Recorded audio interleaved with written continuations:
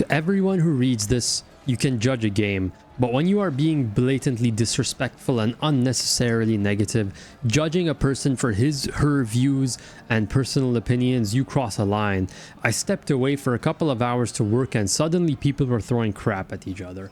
Trust me when I say this. The next time this happens, I won't hesitate to ban you. Dear Creative Assembly team, we extend our warmest greetings to you.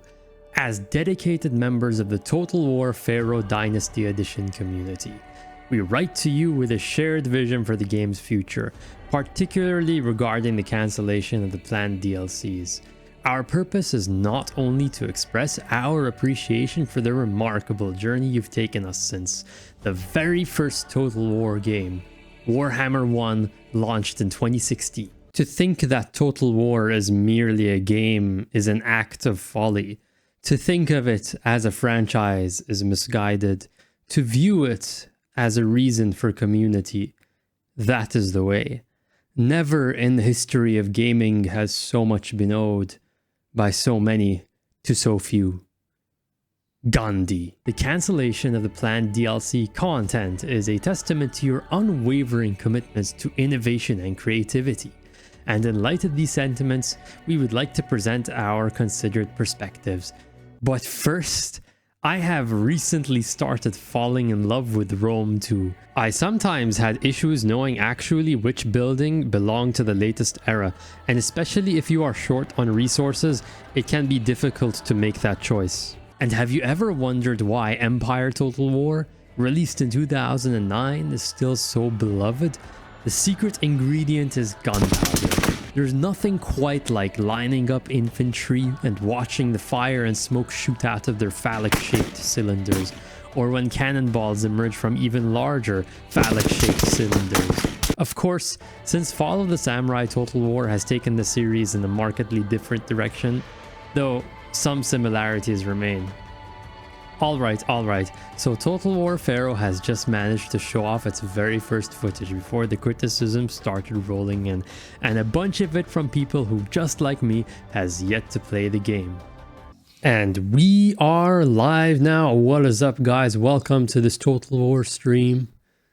Oh, come on, only 2 viewers, but I'm playing the game. I do agree that every Total War should do something major in the right direction to shake up and improve upon the battles. After all, the battles are what Total War does differently from any other game out there. The Total War franchise is where I first truly met the concept of a campaign map, where true strategy takes place, but it does remain a standard type map. Now, while beautiful and a good way to learn more about the cities and history, according to the developers, Pharaoh is bringing back the return of unit stances, giving each unit various stances to combat and prepare for different combat situations. The lack of factions is also another point of contention. I honestly don't know where I stand here, but if I had to choose between lesser or more, I would choose more. We know that Pharaoh will actually release a few faction. We now know that Pharaoh will actually release a few faction packs, actually.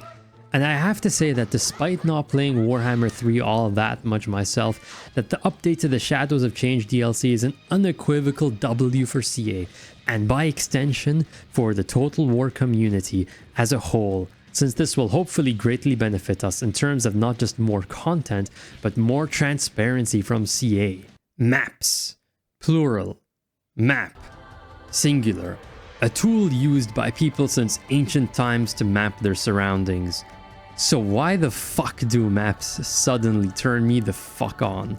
What is it with the country borders, the right nation colors on a sharp backdrop, and the twists and turns of shores that gets me hard in the morning? Why the fuck is the map of Europe so fucking succulent? I am a strategy gamer. But the fact that they're also partially refunding players who bought the Dynasty edition of Pharaoh, now that's just beautiful. It's a move that they technically didn't have to do, but which is an extremely good faith move and should be taken as a sign of true commitment. But what about Pharaoh itself? Is the game any good? Might it be worth it in 2024? Please stop demanding that Total War content creators boycott the DLC. Coming to my comments and demanding that we whose job it is to make Total War content, not make content about Total War. It is ridiculous and entitled to demand someone stop taking money. Each and every one of us buys products and more tacitly supports companies. First, we must endeavor to ask the question that I posited in last year's video and the year before that. What exactly is a video game? This is why reviews of Pharaoh miss the point. If you already bought the game, then you're already playing it and having fun, so you don't really need the review. When I was younger, I did terrible things. I hurt people. I am not a fan of Total War Pharaoh's price. $40. $40 is a big ask. On that point, I am going to a business school at James University in Madison, which is one of the better business schools in the United States. And I am currently studying to get my marketing degree, but I have no plans to do a job search, and honestly, I don't even know if I'll be able to get one. The market is kind of bad right now, which is why I'm happy to see Pharaoh at $40. The answer is simple. 40 is nothing. If I go out to dinner with CA employees, I can easily spend twice to get the whole group some pizza, not even in that fancy of a restaurant. The Total War curse is the curse of expectation. It's the condition of expecting much more than what you get on day one and being angry when you aren't getting what you expected. When expectations aren't being met, it is understandable that people are upset. But the real question is, please do not step into my comment section and demand that I cover the latest Total War DLC and ask people to boycott it. Alright, we are now live to discuss the announcement of the roadmap for Total War Warhammer 3. Whoa, what's that? What? Yeah, we already have 50 viewers. Thank you all for joining, guys. I'll be doing free giveaways in a while, by the way. Welcome back aboard the hype train. There will be a pre-order bonus, which I think is kinda fair and not that anti-consumer. The core gameplay is built tall and turtle like crazy, and much of your time spent realm jumping just amounts to end turn spamming. Arguably the worst campaign experience yet. I've quite literally never fought a defensive siege battle in Warhammer 3. I know a lot of people are criticizing Shadows of Change, but I'm honestly having a lot of fun with it in early access. More fun than I have with literally any other game. In fact, I am a shameless enjoyer of it. $25 though? That is a lot of money. A lot of money. What about Ryan Cohen? I'm really excited to hear about the merger between Bed Bath & Beyond and GameStop that'll make it into a competitor to Amazon.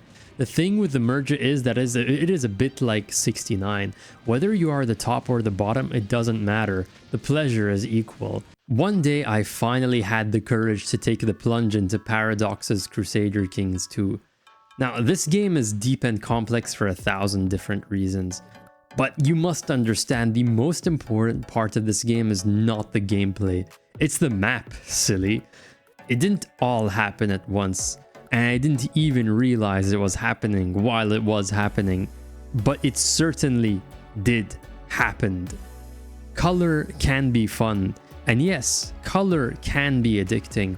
The map isn't just in the background. It is the background. It is ever present. Like nicotine, the map of Paradox games silently seeps into your brain, slowly wraps itself around your every limb, and makes you obsessed. If you're watching this, you may not give the slightest of shits what I think, which is fine. My opinion is no more valid than anyone else's. For those of you who are gleefully going around saying, "I told you guys," well, just shut up. Nobody cares. See peoples, oh my god. The time has come for me to shill for myself. Like many children, I like to drawing and coloring. Part of the fun is coloring the way you want to. And yes, Europe is fucking sexy. Many of you have pointed out my habit of recycling the same clips for all my videos. Given I work 18 hours a day on average, you are going to have to sub to my Patreon, after which I can provide some fresh community-sourced footage. Can you explain to me how in a strategy game that is about spectacle and about fighting battles, in a game called Total War, that not playing the battle is the solution? As if any review of anything can be completely objective. It can't. I realize that I am a massive outlier on this, as I am a complete and utter slut for anything Warhammer Fantasy. I don't really care how expensive it is. Hello everyone, Dishonorable Daimyo here, and it's finally arrived, the trailer for Total War Pharaoh. Dynasty Edition gets you the base game, digital soundtrack, Faction Pack DLC 1, Faction Pack DLC 2, Faction Pack DLC 3, Campaign Pack DLC, Avatar of the Gods Cosmetic Pack if you pre-order, the digital soundtrack, Heart of the Shardana Cosmetic Pack if you pre-order. In addition, the Dynasty Edition saves you a total of 25% over buying all these individually. I now have a paranoid feeling ever since the Future of Three Kingdoms video came out, like they might abandon Total War Pharaoh, but I would only worry about that after a year or so if the game is still in this state. There are 3 big keys to a good Total War game. Let's go over them real quick. It has never done better financially. Saying Total War will die in the next 5 years is fairly naive, and 2, the fact that Warhammer 3 content teams aren't being funded isn't an indicator that CA will stop making Total War. If video game journalism has taught me anything, it is that I'm more into certain games than others. Mate, this is something I figured out when I was like 8. But I think I'll have to beg to differ. When it comes to Total War graphics, most people will agree in a heartbeat that Warhammer 3 does indeed look better than Medieval 1. In the early days, Total War depicted its wars in 2D, and for that reason, I won't really analyze them more than that. And since they are in a league of their own when compared to other titles, I won't compare them to the newer titles anyway.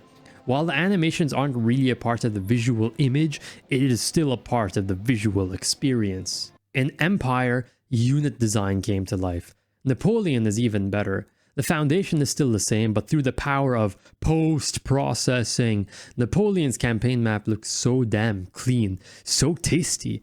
If Empire looked amazing, Napoleon looks beyond. And I have played all the Total War games since 2013, from historical titles like Rome 1 to fantasy titles, the big innovative releases, and also the big but also similar to last year titles. First up, we have Reynolds Sanity. He sold me a car which has served me well to this day with a full record of service history. He received perfect scores on customer satisfaction, and for that reason I will have to place him in F tier. I do not recommend hiring. Up next is Terminator. The car he sold me is, according to him, really good and really bad. It just depends on what day of the week it is. D tier. Third, we have Milk and Cookies. I said I wanted a used Camry for $8,000 and instead ended up being charged $15,000 for a beaten up BMW 3 Series. When I complained to him and also brought up the car clearly hadn't been serviced in years and would run me another few thousand getting it in a working shape, he told me that things are getting like really expensive, and I recommended I stopped eating out for a while and instead subsist on some baked beans. An excellent moneymaker. I think he deserves quite a high tier placement in A. On to Andy's take. At first I was under the impression that I had bought a mint condition Porsche 911 GT. When I received an envelope containing a picture of the car, I tried suing him only to realize I had not taken the time to read the fine print, meaning he had deftly protected himself from legal action. In fact, he told me that he charged me so little for the picture that it was basically theft, and I need to learn some gratitude. So he proceeded to requisition the picture without refunding me. S tier. Total War Rome Remastered has truly come a long way since, yes, it has some questionable UI design, but one of the biggest positive outcomes of the remaster has been to see a robust modding community improve and create new mods as well that have been truly and completely revolutionary. These are mods that overhaul Rome Remastered into what I think is a more modernized Rome Total War. Bigger maps, bigger cultures, religions, economic mechanics, we've got them all here. Have you seen how France is comfortably backed up towards the Atlantic Ocean in the west? But that Europe doesn't end there? No, there's a whole ass island at the very edge, almost like some fantasy universe where you need to have some weird species living on it to challenge the continentals. Color is what separates the casual from the expert. Color showed me politics and history. Bad UI design, unclear mechanics, buggy gameplay. Troy symbolizes everything wrong with shipping a game early and counting on your players to be there while you patch the game up for years. So why do I still love Troy so much? And if you now think, well, that's too good to be true, well, I got news for you. No, it don't.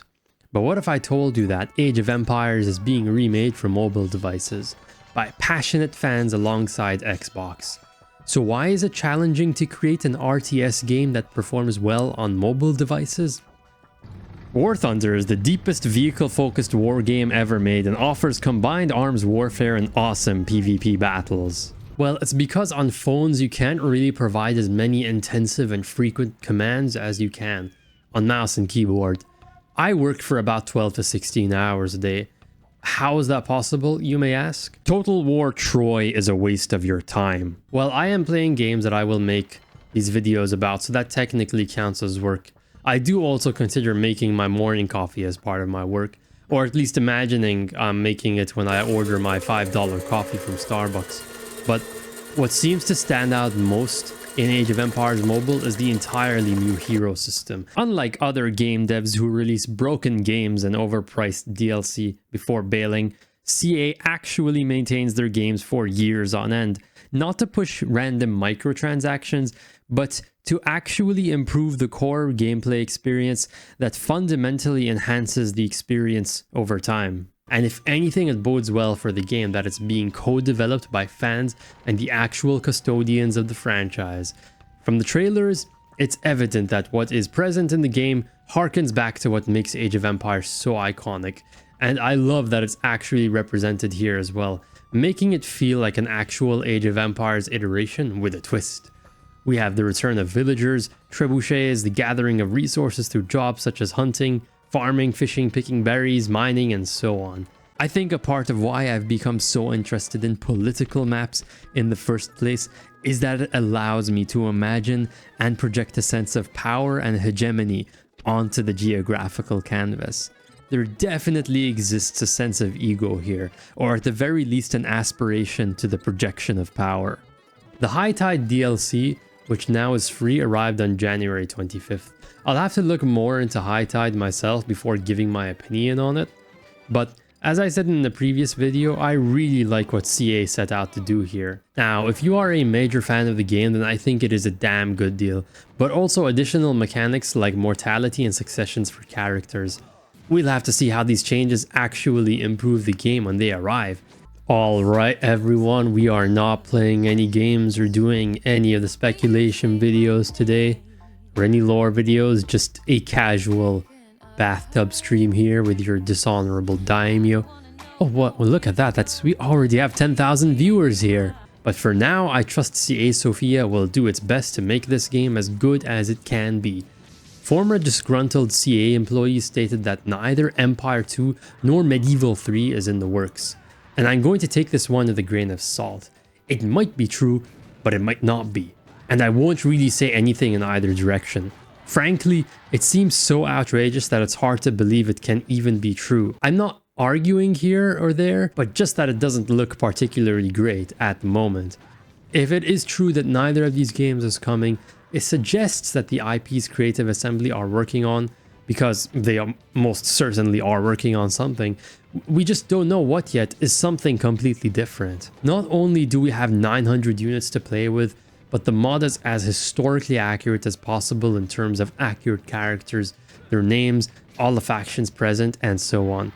There's an enormous amount of historical effort here to make sure things are accurate, from the hundreds of new scripted events to new characters to the new religions and brilliantly named legions. So what you can absolutely expect is really high quality, authentic campaigns.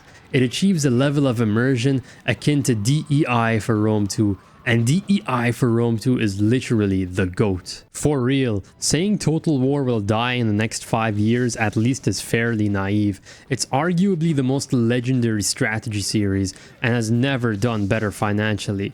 The fact that Warhammer 3 content teams aren't being funded isn't an indicator that CA will stop making Total War. It's an indication that Sega is cracking the whip, or that CA themselves want to move on, because the deal with Games Workshop is over and they need to focus on future projects to keep the cash flow up, because costs are up.